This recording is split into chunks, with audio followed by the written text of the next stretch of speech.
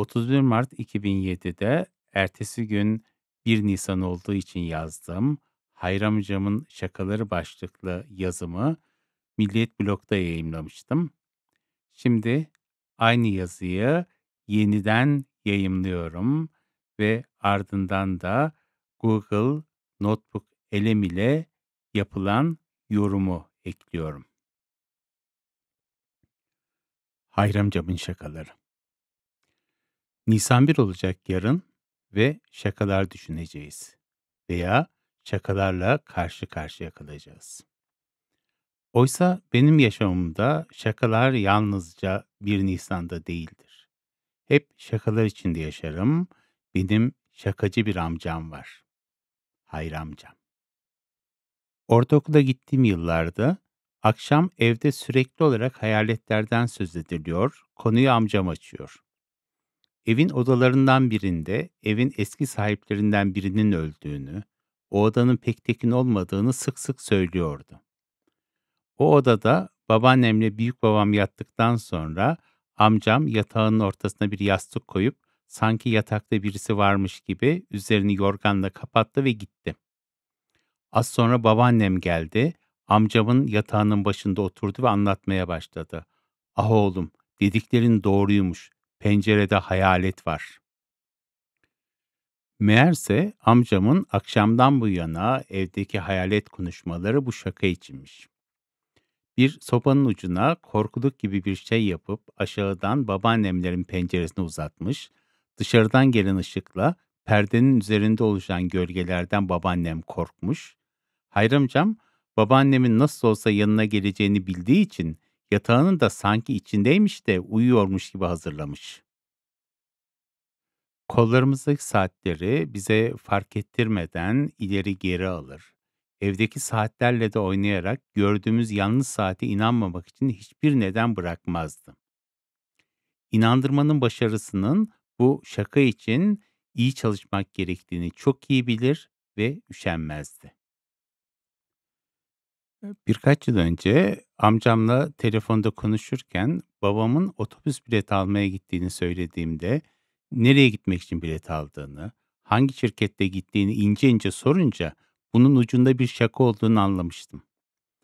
İş arkadaşlarından birine abisini arattırıp o otobüs şirketinin arıyorlar diye babamı yanlışlıkla verdiklerini söylediği indirimi iade etmesi için otobüs yazıhanesine geri çağırtmış. Babam bilet aldığı yerin olduğu caddeyi baştan sona yürüyüp otobüs yazıhanesine yaklaştığında telefon edip şaka olduğunu haber vermiş. 80'li yıllarda bir gün gündüz vakti evimize hırsız girmişti. Ancak hırsız evden fazla bir şey alamadan çıkmıştı. Eve gelen polis ve komşular dikkatli olmamız gerektiğini söylediler. Evde görüp alamadıklarında hırsızın aklı kalmıştır, yine gelebilir diye. Ertesi sabah saat 7'ye gelirken telefon çaldı. Ben açınca telefon hemen kapandı. Çok duyarlı olduğumuz için bunun evin boş olup olmadığını kontrol olarak yorumladık. Bu ard arda 4 gün sürdü ve artık polise, savcılığa bildirecekken amcamı arayıp sordum. Daha ben bir şey demeden sabahları benim sayemde rahat rahat uyanıyorsun değil mi dediğinde her şey açıklığa kavuştu. Haberinin olmadığı hırsızlık olayı nedeniyle şaka telefonlarının yanlış yorumlanmasına üzülmüştü ama bu durumda şakasının etkisi çok daha güçlü olmuştu. Bedi Faik'in bir romanının 2 uyarlamasını seyrettim. Biri Mehmet Aslantuğ'un oynadığı bir TRT dizisi, diğeri de Tarık Akan'ın oynadığı bir Yeşilçam filmi. İki filmde konular oldukça farklı olsa da ikisinde de muzip bir dayı çevresinde gelişen olaylar anlatılır.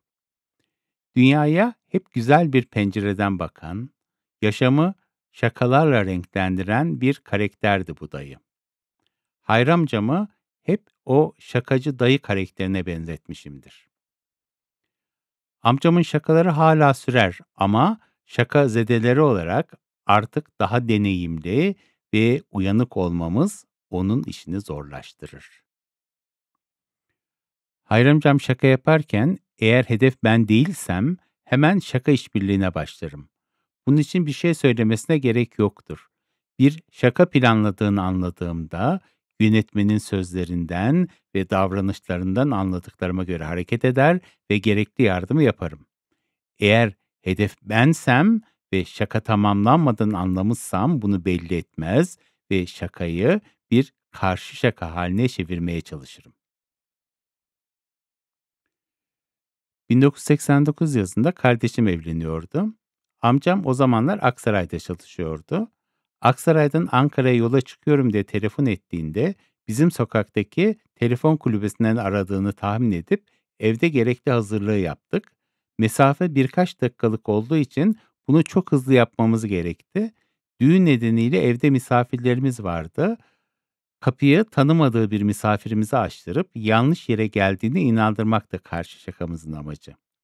Kapıyı çalınca kapıyı açan arkadaşımız amcamın doğru yere geldiğinden emin sözlerine karşın içeriye doğru dönüp "Anne, bu adam ne diyor bana?" dediğinde amcamın başı derde girmesin diye hızlı adımlarla bir gidişi vardı ve hepimiz kapıya doluştuk. Kapıdaki herkes amcamın değişik zamanlarda küçük büyük şakalarına maruz kaldığı için çok mutlulardı. Amcamın şakalarını izleyerek büyüdüm ve şaka yapmayı da hep sevdim. Kimseyi üzmeyecek, kırmayacak, fazla sürüncemede bırakmayacak şakalar yaparım ve yalnızca sevdiklerime şaka yaparım. Bu şakalarımdaki inandırıcılığımın iyi olduğu söylense de henüz amcamın çırağı sayılırım. Şakanın yaşamın güzelliği olduğuna inanırım. Ailece ne kadar şanslıyız Hayri amcamız olduğu için. Neşe ve mutluluk için her ailenin bir Hayri amcası olmalıdır. Güzel şakalarıyla, doyumsuz sohbetleriyle 40 yıl önceden anımsadığım gibi hala bulunduğu ortamlara neşe taşımayı sürdürür. Teşekkürler Hayri amca. Ankara, 31 Mart 2007. 2007 yılında yazdığım Hayri amcamın şakaları yazısına 2025 yılında da birkaç not eklemek istiyorum. Ailece ne kadar şanslıyız demiştim o zaman Hayri amcamız olduğu için. Şimdi de yine aynı şeyi söylüyorum. İyi ki Hayri amcamız var. Ve o zaman güzel şakalarıyla, doyumsuz sohbetleriyle 40 yıl önceden anımsadığım gibi demişim. Şimdi onu 60 yıl önceden anımsadığım gibi hala bulunduğu ortamlara neşe taşımayı sürdürür. Teşekkürler Hayri amca diyerek bitirmek istiyorum. Hoş geldiniz. Bugün masamızda sizin bizimle paylaştığınız gerçekten hem kalbe dokunan hem de acayip muzip metinler var. Evet, çok ilginç bir karışım. Merkezde kim mi var? Eşi benzeri az bulunur bir karakter, Hayri amca. Elimizdeki ana kaynak 2007 tarihli bir Milliyet blog yazısı. Bir de ona ek olarak aile ilişkilerine dair küçük bir düzeltme notunuz var, değil mi? O da önemli. Aynen öyle. Önemli bir detay o. Peki buradaki amacımız ne? Yani Hayri amcanın o meşhur şakaların arkasındaki yaratıcıları, o ince işçiliği, Ve tabii bir ailenin gündelik hayatına kattığı o tatlı kaos ve bol kahkahayı anlamak, değil mi? Sizin için bunu biraz deşifre etmek. tam olarak bu. Hadi o zaman lafı uzatmadan bu renkli dünyaya bir göz atalım. Bu metinlerde beni ilk çarpan şey, yani şakaların sadece 1 Nisan gibi özel günlere ait olmaması. Evet, sürekli bir durum var ortada. Sürekli devam eden bir performans sanatı gibi düşünebiliriz belki. Performans sanatı güzel tabir. Bu durum bize sadece bir karakter portresi sunmuyor aslında. Aynı zamanda aile içi dinamikler, mizah burada nasıl bir rol oynuyor, iletişim aracı mı, belki bir sevgi göstergesi mi? Ya da stresle başa çıkma yöntemi mi acaba? Olabilir, evet.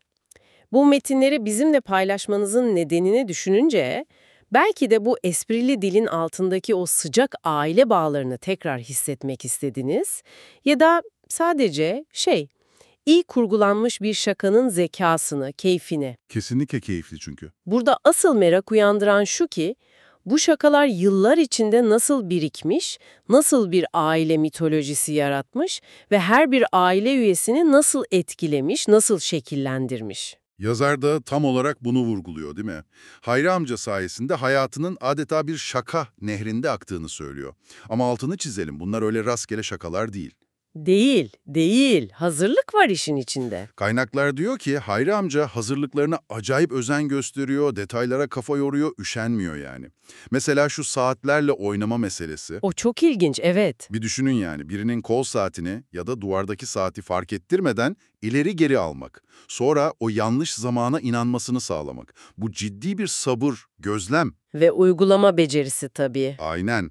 Gerçekten detaycı ve adanmış bir şakacı profili çiziyor bu. Kesinlikle. Bu adanmışlık hali, yazarın Hayri amcayı o Bedi Faik romanlarından uyarlanan filmlerdeki karakterlere benzetmesiyle de çok güzel örtüşüyor bence. Hangi karakterlerde onlar? Muzip dayı tiplemesi mi? Evet, hani Mehmet Aslantu ya da Tarık Akan'ın oynadığı.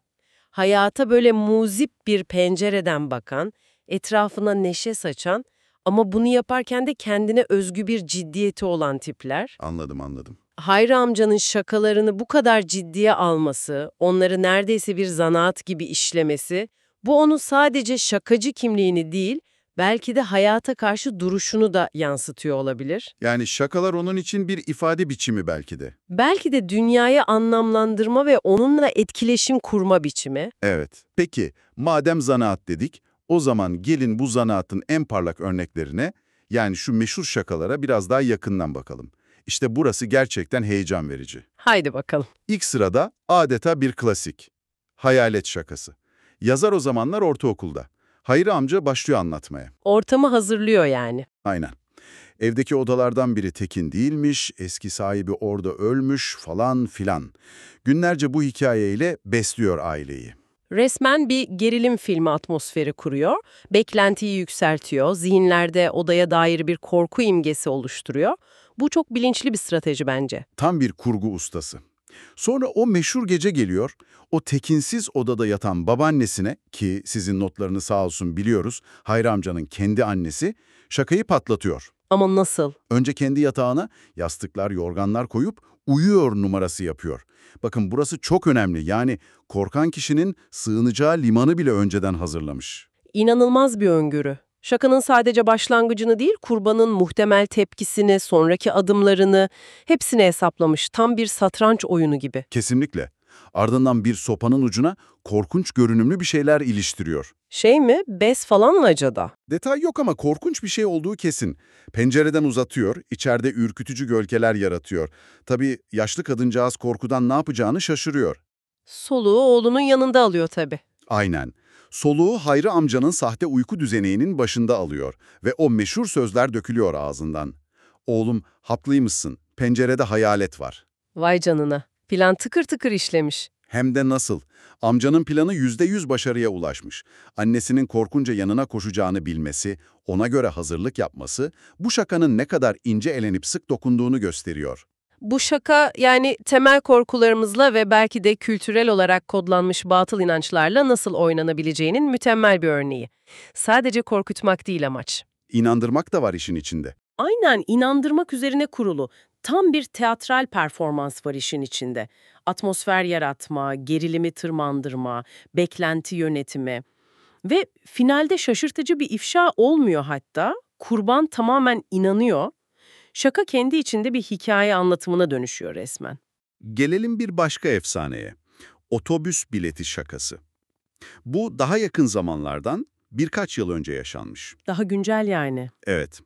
Yazar, telefonda amcasıyla konuşurken laf arasında babasının, yani Hayri amcanın abisinin otobüs bileti almaya gittiğini söylüyor. Hayri amca anında antenlerini dikiyor. Alarm çalıyor hemen. Nereye? Hangi firmadan? Yazar o anda durumu anladığını belirtiyor.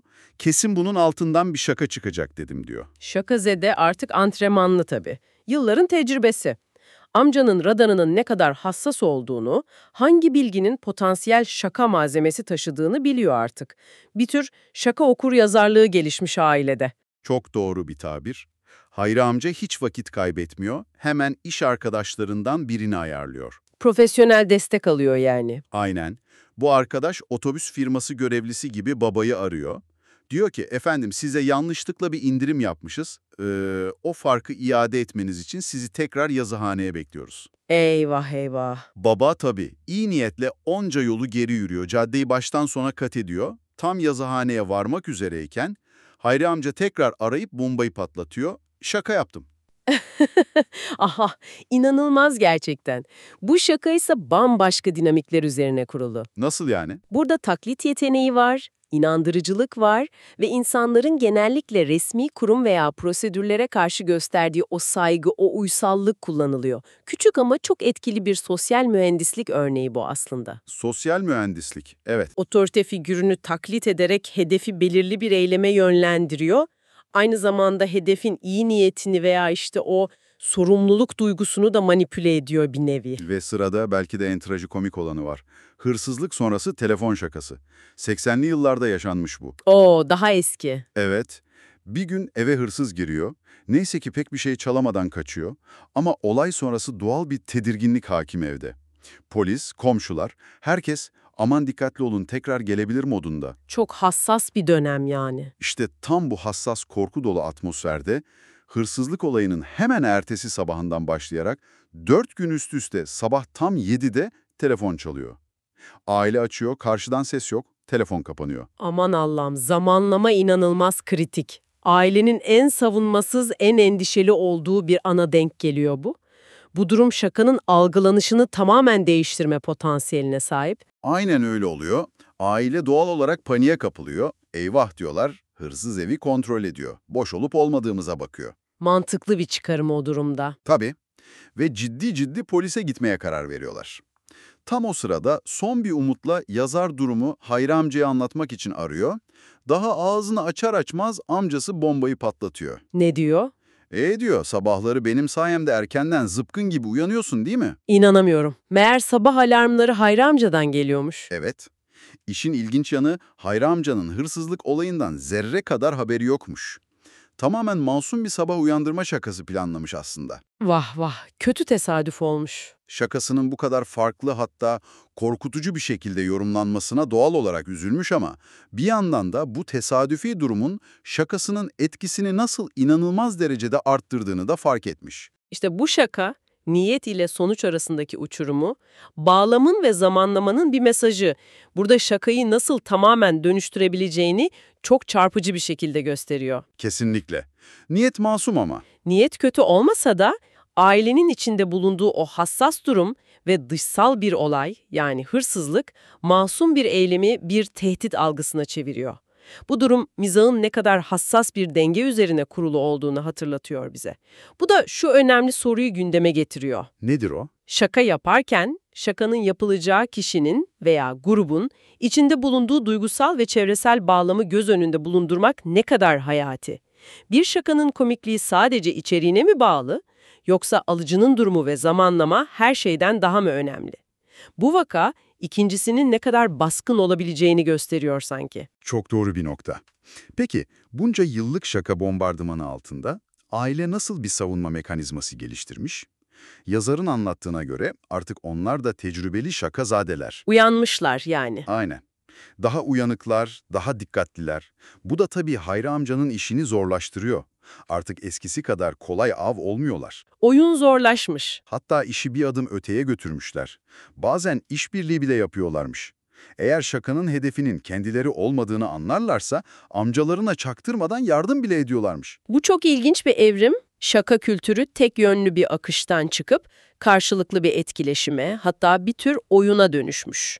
Aile içinde bir şaka ekosistemi oluşmuş adeta. Şaka ekosistemi, güzel. Bu durum ailenin mizahı ne kadar içselleştirdiğini ve onu ilişkilerinin bir parçası haline getirdiğini gösteriyor.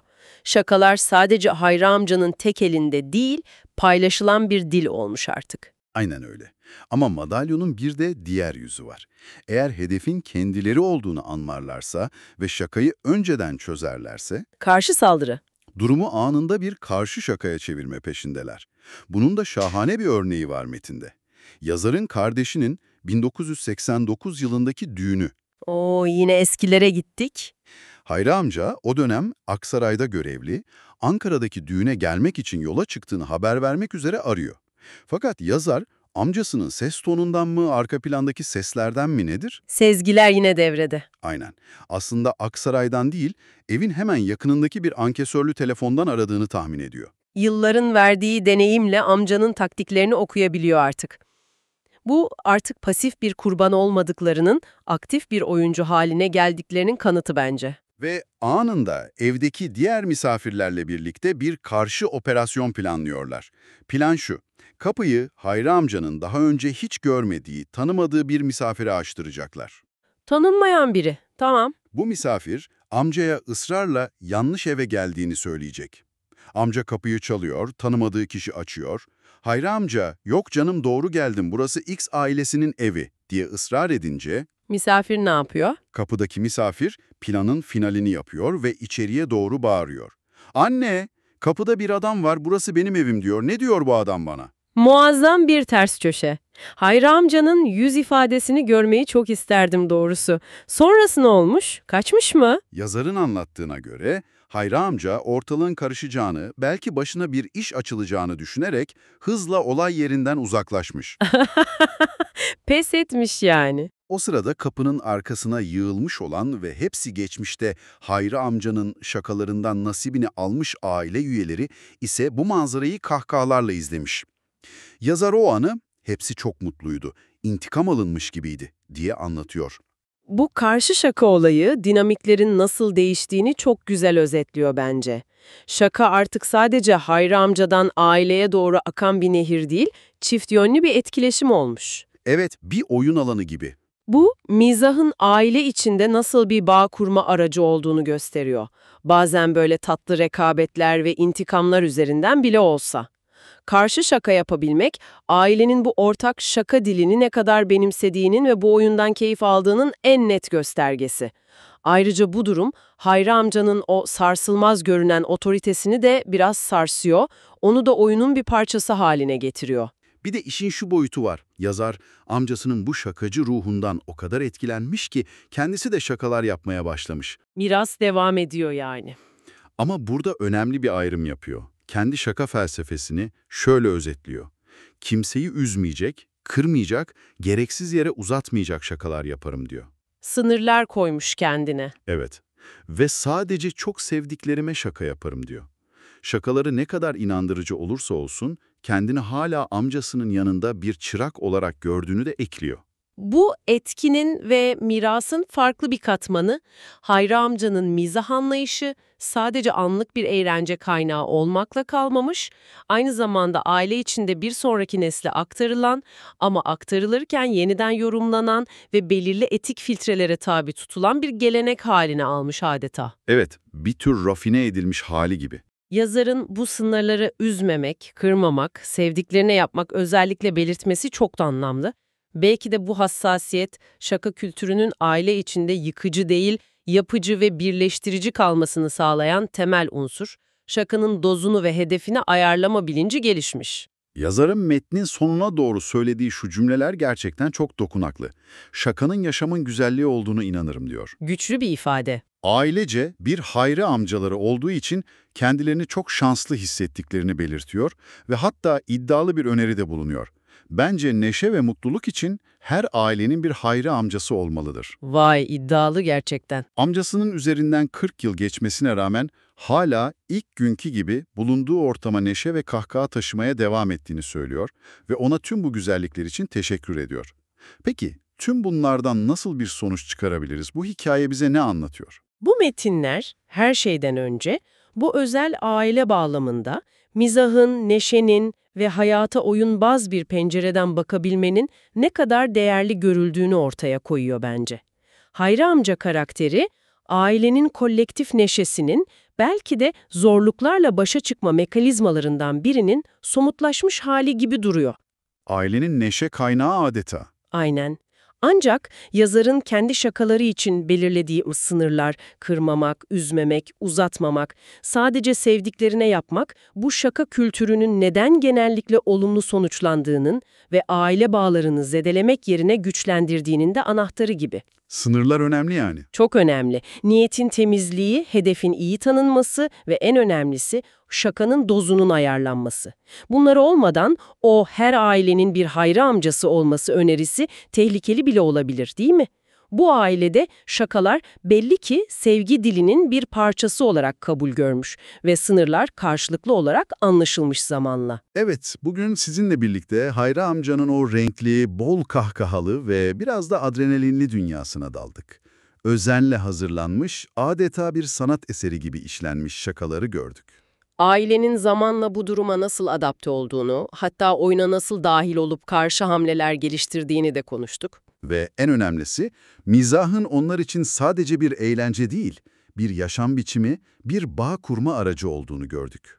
Belki de bu metinlerden çıkarılacak en temel fikir şu: hayata katılan beklenmedik bir espri, zekice kurgulanmış bir muziplik, eğer doğru niyetle, doğru zamanda ve en önemlisi sevgiyle yapılırsa, ilişkileri gerçekten zenginleştirebilir ve güçlendirebilir. Yazarın o iddialı her ailenin bir Hayri amcası olmalıdır önerisi üzerinde biraz daha düşünelim istiyorum.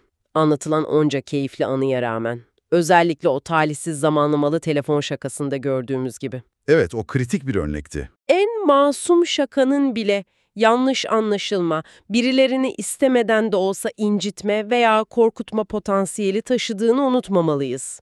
Mizahın algısı çok kişisel, çok kültürel. Birine komik gelen diğerini rahatsız edebilir. O ince çizgi çok kolay aşılabilir. Doğru. Tam da bu noktada bu keyifli ama düşündürücü hikayeden yola çıkarak size şunu sormak istiyorum. Sizin için yakın ilişkilerde, ailede, arkadaşlıkta mizah, şaka, muziplik ve karşı tarafın duygularına karşı hassasiyet arasındaki o ideal denge nerede kuruluyor? Zor bir soru. Sizin deneyimlerinizde şakanın neşesi nerede bitiyor, potansiyel bir kalp kırıklığı veya rahatsızlık nerede başlıyor? Bu çizgi kim tarafından ve nasıl çizilmeli?